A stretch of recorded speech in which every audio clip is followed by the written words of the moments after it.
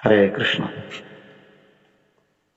श्रीमद् भागवत कहता है, जब अजामिल ने अंत समय भगवान के नाम का उच्चारण किया, अपने पुत्र को पुकारा जिसका नाम नारायण था, और यमदूतों का यमपाश काटा गया विष्णुदूतों के द्वारा, तो विष्णुदूत समझाते हैं कि अयम ही कृत निर्वेशो जन्मकोटि अमहसामपि यद व्याजहार विवशो नाम स्वस्त्यनम हरे। यमदूतों, आपको पता नहीं है कि जब इसने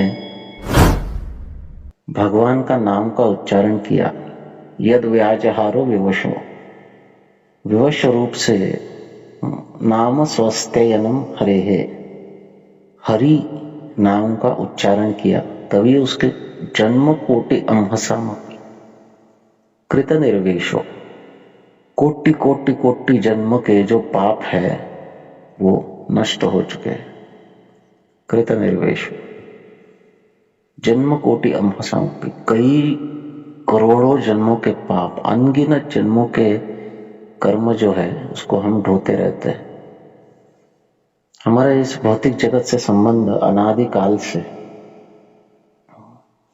इसका कोई माप नहीं लगा सकता है कि हमारे कितने जन्म हुए, न जाने कितने बार हमने प्रलय को देखा है, न जाने कितने बार हम, जब सृष्टि पूरी तरह से अप्रकट थी, सस्पेंडेड थी, तब भी हम अप्रकट अवस्था में भगवान के विग्रह में जब सब कुछ समा जाते हैं, महाविष्णु के विग्रह में, तो उसी अवस्था में हम थे हमारे कर्मों के साथ। फिर प्राकट्य हुआ, फिर उत्पन्न होकर अपने कर्मों को भोगने लगे। तो ये अनंत कोटि जन्मों से हो रहा है, इसका कोई हिसाब नहीं लगा सकता है कि हम कितने जन्मों से पाप को भुगत रहे हैं। इसलिए जन्म कोटि अमहसामपि, कितने कोटि जन्म, कोई हिसाब नहीं। 1 करोड़ जन्म, नहीं, कोई कह ही नहीं सकता है। ये बोली भाषा में कहा जाता है कि जब अनगिनत हो तो उसे कहते करोड़ों करोड़ों करोड़ों। अरे करोड़ों, कितने करोड़ों, तो ये पता ही नहीं है कितने करोड़ों जन्मों से हम इस जन्म मृत्यु के चक्र में घूम रहे हैं, दुख का अनुभव कर रहे हैं, जन्म ले रहे, कर्म कर रहे, जरा और व्याधि का अनुभव कर रहे, मृत्यु का अनुभव कर रहे। ये सब हम कर रहे कोटि कोटि जन्मों से। और इंद्रिय तृप्ति की इस होड़ में हम न जाने कितनी बार और किस किस प्रकार का पाप किया है, वो सब कर्म हम ढोते रहते हैं। अच्छा, ये जन्म मृत्यु का चक्र केवल जन्मों मृत्यु को यहां तक सीमित है क्या? नहीं। तो इसमें कितने बार नरक भी गए हैं, कितने बार कुछ पुण्य किए हैं तो स्वर्ग भी भोगे हैं। ये सब करके हम मनुष्य देह प्राप्त करते हैं, और मनुष्य देह प्राप्त करके कभी कभार एक आध बार कुछ सुकृति फलित हो जाए तो व्यक्ति को वैष्णवों का संग मिलता है, और वैष्णवों का संग मिलने के पश्चात वो भजन क्रिया में लग जाता है। और जब भजन क्रिया में लगता है तो साधुओं के निर्देशानुसार भगवान के भजन में जब वो लगता है तो भगवान के नामों का उच्चारण करता है। जब भगवान के नामों का उच्चारण करने लगता है तो कहा जाता है कि जन्म कोटि अमहसामपि यत् व्याजहारो विवशो नाम स्वस्त्ययनम हरे। कोटि जन्म के पाप जो है कृत निर्वेश, वो नष्ट हो गए हैं, हो जाएंगे का काम नहीं है। हो कृत निर्वेश हो गए हैं, पास्ट टेंस से भूतकाल है।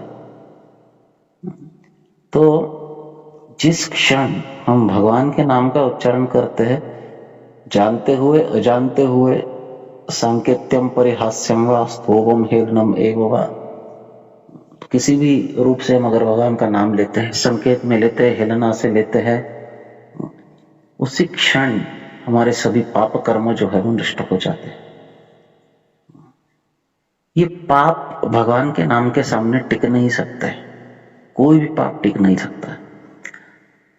तो एक बार नाम का उच्चारण करेंगे तो पाप नष्ट होगा, लेकिन पाप करने की प्रवृत्ति जो दृढ़ हुई है उसके लिए एक शिस्तबद्ध साधना की आवश्यकता है।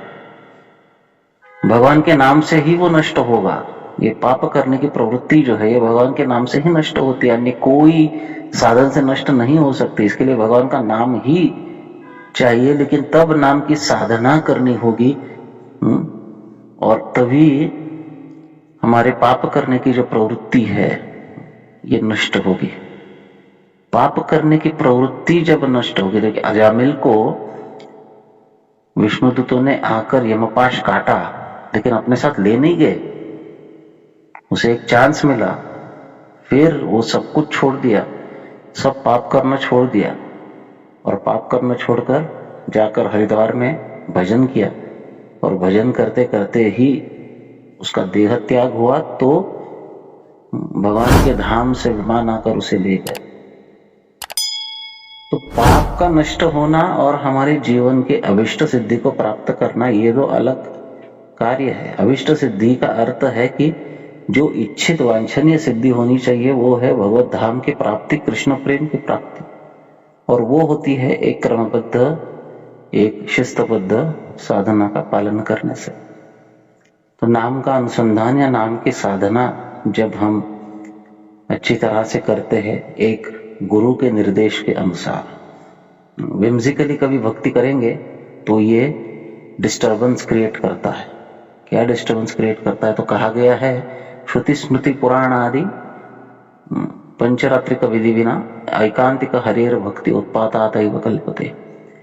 श्रुति यानी वेद, स्मृति यानी पुराण और पुराण तत्सम इतिहास इत्यादि, श्रुति स्मृति पुराण आदि पंचरात्रिक विधि विना, पंचरात्रिक नारद पंचरात्रि जैसे विग्रह सेवा इत्यादि, तो श्रवण कीर्तन स्मरण वंदन अर्चन इन विधियों बिना अगर कोई ऐकांतिक हरि भक्ति करने लगता है, शुद्ध भक्ति करने लगता है, इसका अर्थ है निर्देश। श्रुति क्या करते हैं? निर्देश देते हैं। स्मृति क्या करते हैं? निर्देश देते हैं।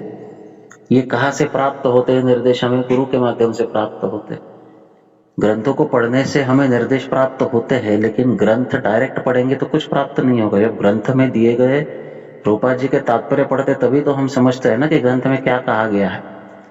तो गुरु के निर्देश अनुसार जब ग्रंथ पढ़ेंगे, गुरु के निर्देश अनुसार जब सेवा करेंगे, पंचरात्रि का विधि क्या है? भगवान की सेवा है, अर्ज विग्रह की सेवा है। तो श्रवण कीर्तन होगा, वंदन होगा, स्मरण होगा, अर्चन होगा, ये सब सेवाएं हैं। ये जब सेवा होगी गुरु के निर्देश अनुसार, तो ही वो ऐकांतिक भक्ति हमें अभिष्ट सिद्धि प्राप्त कराएगी। इनके निर्देश के परे जाकर अगर हम सेवा करने का प्रयास या शुद्ध भक्ति करने का प्रयास करेंगे, ऐकांतिक हरि भक्ति करने का प्रयास, देखिए क्या शब्द है ऐकांतिक हरि भक्ति। ऐकांतिक हरि भक्ति का अर्थ है कि शुद्ध भक्ति।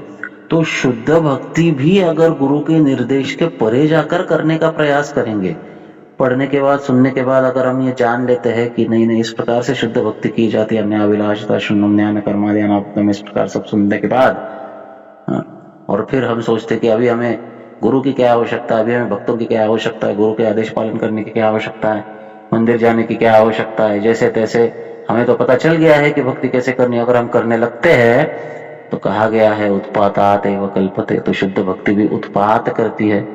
शुद्ध भक्ति प्राप्ति नहीं होती है, उसको प्राप्त करने की चेष्टा मात्र उत्पाद। कहा उत्पात करती है? उत्पात का अर्थ है डिस्टर्बेंस। तो ये व्यक्तिगत जीवन में उत्पात करेगी, पारिवारिक जीवन में उत्पात करेगी, समाज में उत्पात करेगी, देश और संपूर्ण जगत में उत्पात करेगी। वैसे कई लोग हम देखते हैं कि इस प्रकार से whimsically कुछ करने जाते हैं तो बहुत डिस्टर्बेंस क्रिएट करते हैं, सोसाइटी में डिस्टर्बेंस क्रिएट करते हैं, समाज, भक्त समाज में डिस्टर्बेंस होता है, सब जगह डिस्टर्बेंस होता है। अपराध बढ़ते हैं, वो अपराध करने लगते हैं। अपराध का अर्थ है अपगत राध। जब भक्तों की और भगवान की प्रसन्नता नष्ट होती है तो उसे अपराध कहते हैं। हमारे किसी कार्य से भगवान की प्रसन्नता, भक्तों की प्रसन्नता नष्ट होती है तो उसे अपराध कहते हैं। अपराध करने से कभी भी भक्ति का फल प्राप्त नहीं हो सकता है। और अगर अपराध से बचना है तो केवल और केवल गुरु के निर्देश के अंतर्गत रहकर ही भक्ति के क्रियाओं को, कार्यों को हमको करना होगा। कोई जरूरत नहीं है कुछ और करने की, गुरु के निर्देश जो है उसके अनुसार अगर कार्य करेंगे, भजन करेंगे, प्रचार करेंगे, सेवा करेंगे, पुस्तक वितरण करेंगे, तो यही पर्याप्त है हमें अभिष्ट सिद्धि प्राप्त कराने के लिए। और गुरु के निर्देश के परे जाकर हम 24 घंटा भी अगर कुछ पर्टिकुलर कार्य करेंगे जो हमको पसंद है, तो वो हमें भक्ति प्रदान नहीं करा सकता है, वो समाज में उत्पात कराएगा। और अगर इससे बचना है तो भक्तों का संग बहुत आवश्यक है। भक्तों के संग में रहना एक बहुत बड़ा चैलेंज है। भक्तों के संग में रहने के लिए आपको आपके मतों को पूरी तरह सैक्रिफाइस करके अपनी इस शुद्धिकरण की प्रक्रिया का अर्थ क्या है? हमारी मेंटालिटी को पूरी तरह से रिफॉर्म करके, हमारी सोच को, हमारे विचारों को पूरी तरह से बदलकर समर्पण का भाव लाना, यही शुद्धिकरण है। और ये समर्पण एक बद्ध जीव के लिए, वास्तविक जीव बद्ध है लेकिन अपने आप को स्वतंत्र समझता है, और स्वतंत्र जीव में समर्पण लाना ये बहुत कठिन है। ये केवल और केवल भगवान की कथा के श्रवण के साथ, भक्तों के बीच में रहकर भगवान की कथा का श्रवण करेंगे तो ही ये समर्पण का भाव आएगा। क्योंकि समर्पण का भाव विकसित करने के लिए दैन्य आवश्यक है, नम्रता आवश्यक है। और ये नम्रता, जब महानता हम हमारे सामने देखेंगे तो स्वयं को नम्र महसूस करेंगे। महानता किसकी? भगवान के नाम की, भगवान के लीलाओं की, भगवान के गुणों की, वैष्णवों की, भक्तों की, हर एक की महानता देखेंगे तो स्वयं को नम्र अनुभव करेंगे। और ये नम्रता जब विकसित होती है, सहिष्णुता विकसित होती है, अमानी न मानदे न विकसित होता है, तो ही भगवान का भजन होगा। और यही भगवान का भजन, इस अवस्था में किया हुआ भगवान का भजन ही केवल हमें अभिष्ट सिद्धि प्रदान कराएगा, नहीं तो उत्पात ही करेगा। हरे कृष्ण।